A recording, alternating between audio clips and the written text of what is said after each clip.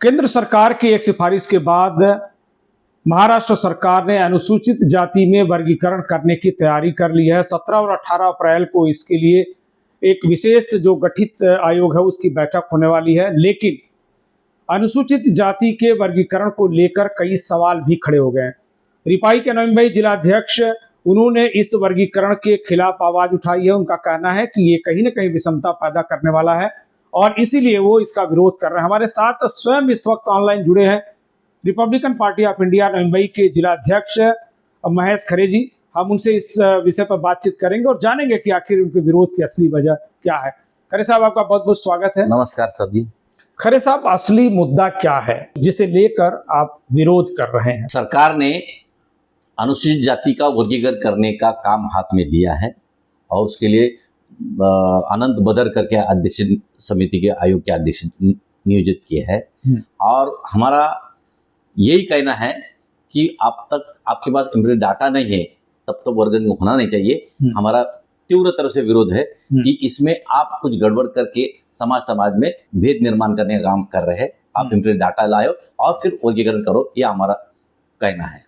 जो आपने विरोध किया है दरअसल वो क्या है? मैं साफ तौर पर आपसे जानना चाहता हूं कि सरकार अगर एक प्रयास कर रही है तो उसमें आपका विरोध क्यों है? माननीय मुख्यमंत्री महाराष्ट्र राज्य के फडणवीस जी ने इतने फास्ट जोर से जो आयोग गठित किया है, अभी इनको ये पता होना चाहिए कि अनुसूचित जाति में 59 जाति आती है।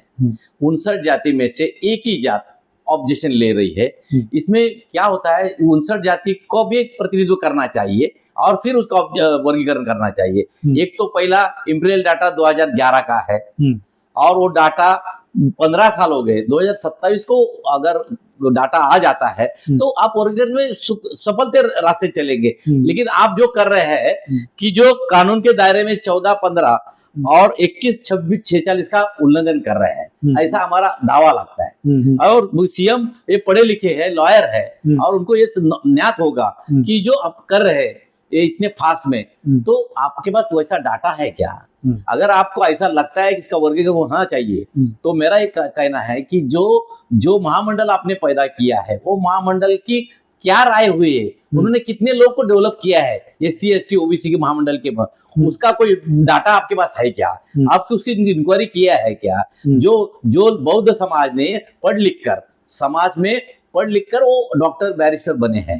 अब हम हर आदमी को ये चाहते हैं कि पढ़ने के बाद ही डॉक्टर और बैरिस्टर हो सकता है। जो ऑब्जेक्शन ले रहे हैं उनको अंधश्रद्धा का रास्ता उनको सुकर है, अंधश्रद्धा रास्ते चलेगा। बाबा साहब ने बोला है पहले शिक्षित बनो, शिक्षित बनने के बाद ही आप आगे चल सकते हैं। मतलब आपको लगता है कि अनुसूचित जाति वर्गीकरण से विषमता फैलेगी? क्या तकलीफ हो सकती है अगर ऐसा हो रहा है, जल्दबाजी में हो रहा है आपको लग रहा है तो? अगर आप पढ़ेंगे ही नहीं तो कहां से शिक्षित होगे?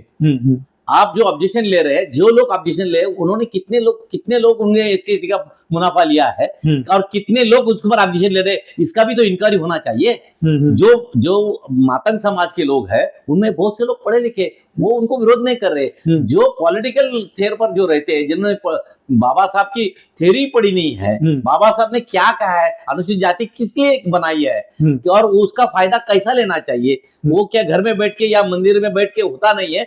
उसके लिए स्कूल में जाना चाहिए, पढ़ लिखना चाहिए। आप लोग आपका टाइम सारा मंदिर में इसमें डाल रहे हैं, भगवान के इसमें डाल रहे हैं। कोई मुरली बजा रहा है, कोई बाबा के नाम पे, भगवान के नाम पे गीत गाने में टाइम पास कर रहा है। लेकिन मेरा उनको जिसने ऑब्जेक्शन लिया उनको मेरा कहना है कि आप ऑब्जेक्शन ले, ये लोकशाही है, बाबा साहब ने लोकशाही दी है, लेकिन लोकशाही का मतलब ऐसा नहीं है आप घर में बैठ के बैरिस्टर बन सकते, ऐसा होता नहीं है। आपको पढ़ना चाहिए, पढ़ने के बाद वर्गीकरण करेगा तो हमको अच्छा लगेगा। खरे साहब, जो अनुसूचित जाति जनजाति के लिए जो महामंडल बनाए गए थे उनका मकसद क्या था और कितना सफल होता आपको दिख रहा है? हाँ, यही मेरा विनती है मुख्यमंत्री को कि आपने अनुसूचित जाति जमाती के लिए जो मंडल बनाया है उसका मुनाफा कितने लोगों ने लिया और कैसे लिया, इसका सर्वे आपके पास है क्या? आपकी वो गलती है कि आप लोग अनुसूचित जाति में जो वर्गीकरण कर रहे हैं, वर्गीकरण करने की जरूरत ही नहीं ना, आपको उनको डेवलपमेंट करना है। बिल्कुल। और उसके लिए आपने वो काम किया ही नहीं। आप क्या कर रहे हैं, इंपीरियल डाटा 15 साल पुराना है, उसमें कितना डेवलपमेंट हुआ है लोगों में, उनकी डाटा आप लीजिए और फिर आपने वो उस पर वर्गीकरण करने का काम करिए। इतनी फास्ट में समाज में विषमता पैदा करने का काम मुख्यमंत्री जी ने करना नहीं चाहिए। आप लोग पढ़े लिखे लोग हैं, आप सरकार में कई सालों से काम कर रहे हैं, आपको अच्छी मालूम है जाति जाति में कितना बड़ा विवाद होता है। वो अपने देश में लोकशाही है, विवाद होना नहीं चाहिए। समता और स्वतंत्रता के लिए हम लोग लड़ रहे हैं, जो विवाद टालने के लिए हम लड़ रहे हैं, वो लड़ना जरूरी है। हमारा देश है, एक संग रहना चाहिए, ये हमें उम्मीद है। लेकिन क्या ये हकीकत में हो पाया है क्या 75 सालों में, या जितने सालों में ये संस्था, ये जो महामंडल बने हुए? मेरा वही सवाल है मुख्यमंत्री को, आप जो वर्गीकरण कर रहे हैं, तो आपने ये जो महामंडल खोले हैं वो किसके लिए खोले?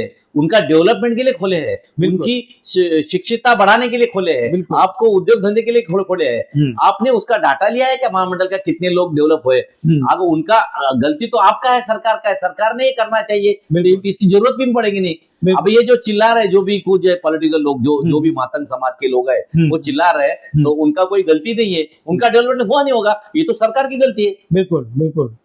कितने लोगों का विरोध है, इन जातियों का विरोध? सिर्फ एक ही मातंग समाज का विरोध है, और वो आज भी अंधश्रद्धा के पीछे दौड़ रहे हैं। आज भी उनमें से कुछ लोग हैं पढ़े लिखे, वो समाज को लेके चल रहे हैं, बाबा साहब के विचार लेके चल रहे हैं। कुछ लोग ऐसे हैं जो पॉलिटिकल लोगों के हस्तक बनकर इसमें कैसा दंगा फसाद होगा, जाति जाति में दो ग्रुप बनेंगे और फिर उनका फायदा किसी और को होगा। लेकिन जो अज्ञान है हमारा, उनका विनंती है, बाबा साहब ने आपको संगठित होने के लिए और समाज में वो प्रगति होने के लिए आपको रास्ता दिया है। और जो महामंडल खोले हैं, कायदे के कानून में बैठ के महामंडल बना, इसीलिए बने कि आपकी प्रगति हो, आप शिक्षित हो, इसलिए बनाए। अभी आप उसका मंडल का कोई ब्यौरा देख ही नहीं रहे हैं, और आप डायरेक्ट वर्गीकरण कर रहे हैं। आपने खोले किसके लिए? और जो नहीं हुआ तो सरकार की गलती है, सरकार ने उनके बारे में सोचना चाहिए था। तो सरकार सोचती नहीं है, सरकार डायरेक्ट उन पर छेद करने का काम करते जाती है, तो ये गलत है। क्या चाह रही है सरकार? सरकार यही चाहती है कि तुम लोग बंटवारे हो जाए, तुम्हारे में संघर्ष हो। महामंडल में हमने दिया है, वो तो बोलेंगे हम दिया है, लेकिन तुम लोग झगड़ा कर रहे हैं। तो ये सब उनकी पॉलिटिकल है, और उनका पॉलिटिकल हम लोग पढ़ लिख के आ गया है, इसको पता चल रहा है कि ये झगड़ा लगाने का काम कर रहे हैं आज के। तो हम सीएम को विनती करते हैं कि आप ऐसा काम मत करिए, जो भी आपको जो करना है तो उसके लिए आपने महामंडल खोले, उनकी उन्नति करना आपका काम है। आप कुर्सी पे बैठे, सरकार में आप है, जो उनका डाटा निकालो, कितने लोग पढ़े लिखे हैं, कितने अनपढ़ है, कितने उद्योग धंधे कर रहे हैं, किस जाति की प्रगति हुई नहीं है, तो उसके लिए महामंडल क्या कर रहा है फिर? बिल्कुल। वो महामंडल उसी के लिए निकला ना। बिल्कुल। तो आप उनके बारे में आप सोचो। इम्प्लीमेंट डाटा निकालने के बाद आपको पता चलेगा।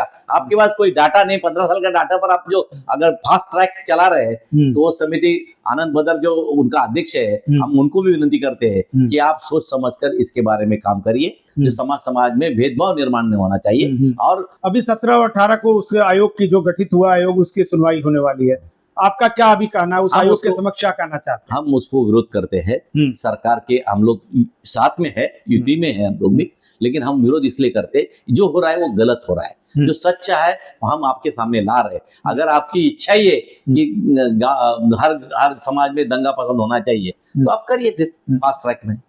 अगर सरकार नहीं सुनती है तो आपकी रणनीति क्या होगी? तो हम लोग रोड पे आएंगे, क्योंकि लोकशाही में हमने वो अधिकार दिया है।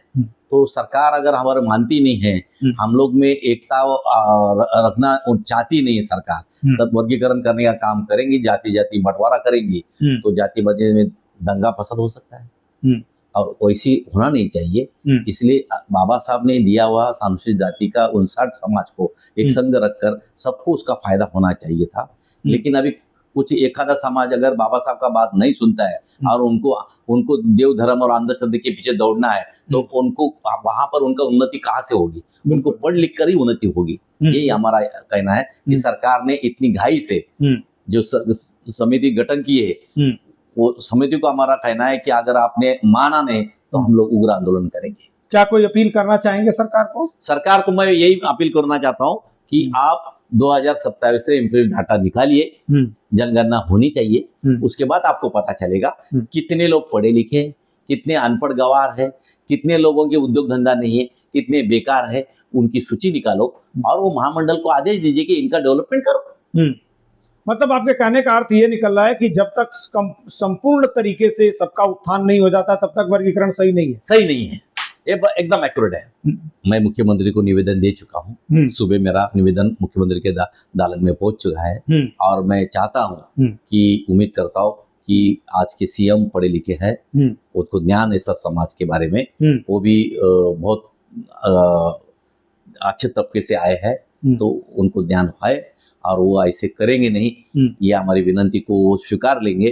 और मुझे उम्मीद है कि सारे जितने कार्य मंडल खोले हैं उनको आदेश देंगे कि आपके पूरा डाटा हमको चाहिए, कितने बेघर है, कितने घर वाले हैं और कितने लोग को अपन बढ़ावा देना है। तो सरकार के पास फंड है, उनके बारे में, एजुकेशन के बारे में, उद्योग धंधे के बारे में उन्होंने वो आदेश करिए और उनका डेवलपमेंट करिए। और उसके बाद आपको ऐसा लगा कि वो डेवलप होने के बाद भी वर्गिंग करना है, तो आप अच्छी काम करेंगे, हमको उम्मीद है। लेकिन पहले आपके पास डाटा तो आना चाहिए। आपने आयोग ने क्या लिखा है अभी तो वो तो ओपन किया नहीं, सार्वजनिक नहीं हुआ, वो करना चाहिए। वो भी उसके ऊपर जवाब कैसे देगा आयोग के। लेकिन हम इतना ही बोल सकते हैं कि इम्प्लीमेंट डाटा आने तक आप जरा थोड़ा स्टॉप हो जाइए उस पर। खरे साहब, बहुत बहुत धन्यवाद, अपने सवालों का जवाब दिया। जैसा कि भाई इसका विरोध कर रही है कि जब तक इंपीरियल डेटा कंप्लीट नहीं हो जाता है तब तक इसका वर्गीकरण फिलहाल ना किया जाए और महामंडलों से ये पूछा जाए, उनका डेटा इकट्ठा किया जाए कि अब तक उन्होंने कितने लोगों का उत्थान किया, कितने बेघरों को घर दिया, कितने लोगों को रोजगार दिया, कितने लोगों को शिक्षा दिलाने में वो सफलता हासिल की है। और जब तक ये नहीं होता तब तक सही मायने में नहीं कहा जा सकता कि महामंडलों में अपनी ईमानदारी से भूमिका निभाई गई है। तो जरूरत है इसकी कि इंपीरियल डेटा आए और उस डेटा के आधार पर वर्गीकरण किया जाए, तो किसी को एतराज नहीं होगा। आज की बातचीत में बस इतना ही, दीजिए हमें इजाजत। लेकिन ताजा तरीन खबरों के लिए देखते रहिए टीवी 1 इंडिया लाइव। नमस्ते। लेटेस्ट अपडेट्स और ताजा तरीन खबरों के लिए टीवी 1 इंडिया लाइव को सब्सक्राइब कीजिए और नोटिफिकेशन पाने के लिए बेल आइकॉन को दबाना मत भूलिए।